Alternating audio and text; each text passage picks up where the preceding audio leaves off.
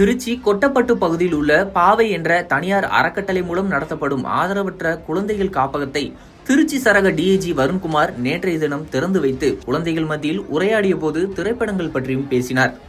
அப்போது தியேட்டரில் சென்று திரைப்படம் பார்க்க வேண்டும் என்ற குழந்தைகளின் ஆசையை நிறைவேற்றுவதற்காக டிஐஜி வருண்குமார் உறுதியளித்ததன் பேரில் இன்றைய தினம் ஆதரவற்ற குழந்தைகள் மற்றும் காப்பாளர்கள் என 60 பேரை தனது சொந்த செலவில் திரைப்படம் பார்ப்பதற்காக அழைத்து வந்தார்.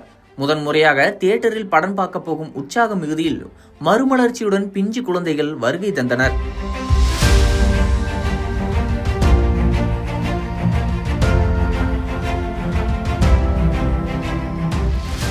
அவர்களுக்கு விழாவில் கேட்டதன்படி பொம்மைகள், விளையாட்டு பொருட்கள், விளையாட்டு உபகரணங்களை வாங்கி வந்து அவர்களுக்கு வழங்கி மேலும் உற்சாகப்படுத்தி அவர்களின் புன்னகையில் மெய்மறந்து சிரித்து மகிழ்ந்தார் டிஐஜி வருண்குமார்.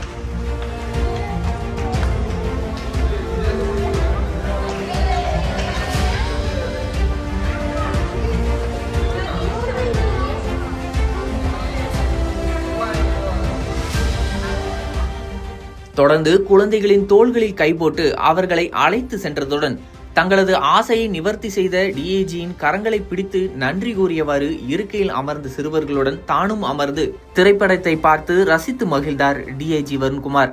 சின்ன சின்ன அன்பில்தானே ஜீவன் என்றும் இருக்குது என்பது போல மற்றவர்களை மகிழ வைத்து தானும் மகிழ்ந்த டிஐஜி வருண்குமாரின் இந்த நல்லெண்ணத்திற்கு நாமும் ஒரு ராயல் சல்யூட் அடிப்போம்.